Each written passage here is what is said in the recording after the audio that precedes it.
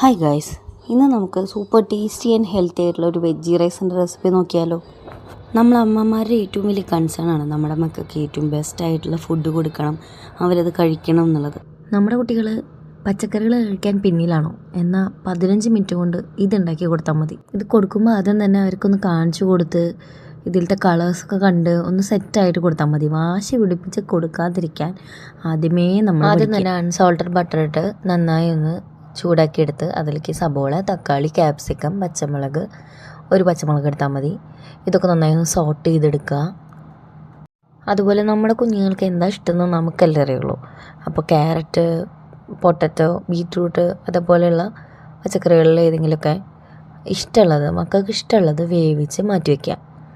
അത് സോട്ട് ചെയ്ത് കഴിഞ്ഞാൽ പെട്ടെന്ന് വേവില്ലല്ലോ, അപ്പോൾ കുക്കറിലിട്ടൊന്ന് വേവിച്ച് മാറ്റി വയ്ക്കുക. ഞാൻ ഓൾറെഡി അതവിടെ വേവിച്ച് വെച്ചിട്ടുണ്ട്. ആമിക്ക് ഇവിടെ ക്യാരറ്റും ഉരുളക്കിഴങ്ങും ഇഷ്ടമുള്ള കേട്ടോ. ബീറ്റ്റൂട്ടൊക്കെ ആൾ കഴിക്കാൻ കുറച്ച് ഇടയ്ക്ക് തന്നെ അങ്ങനെ വന്ന് വിളിക്കലുണ്ട്. അപ്പോൾ ഞാൻ ഇടയ്ക്കൊന്ന് കാണിച്ചു കൊടുക്കും. എന്നിട്ട് പിന്നെ ആൾ ഇറങ്ങി പോവും കളിക്കാനായിട്ട്. എന്തൊക്കെയോ അവിടെ വലിച്ചു വരുന്നുണ്ട്. നന്നായി ഒന്ന് സോട്ട് ചെയ്തെടുക്കുക ലോ ഫ്ലെയിമിൽ വെച്ചിട്ട്. 1 ടീസ്പൂൺ ഇഞ്ചി വെളുത്തുള്ളി പേസ്റ്റ് ചേർക്കുക. ഇതിൽ പിന്നെ അധികം മസാലകൾ ചേർക്കണില്ല കേട്ടോ. നമ്മളൊരു ഫ്ലേവറിന് വേണ്ടിയിട്ടെല്ലാം കുറച്ചേശ്ശെ ഇട്ടാൽ മതി. മല്ലിപ്പൊടി, മഞ്ഞൾപ്പൊടി, ചിക്കൻ മസാല, കാശ്മീരി മുളക് പൊടി. ഇത് ചെയ്തുകൊണ്ടിരിക്കലേ അവിടെ ഒരു യുദ്ധം നടന്നു. അതിനിടയിലേക്ക് ഓടിപ്പോയപ്പോഴാണ് ബാക്കിയെടുക്കാൻ പെട്ടെന്നൊന്ന് വിട്ടുപോയത്. നമ്മുടെ വീട്ടിലുണ്ടാക്കി വെച്ചിരിക്കുന്ന ചോറോ അല്ലെങ്കിൽ ബസുമതിയുടെ അരിയോ വേവിച്ചതോ എന്താ വെച്ചാൽ നമുക്ക് ചേർക്കാം.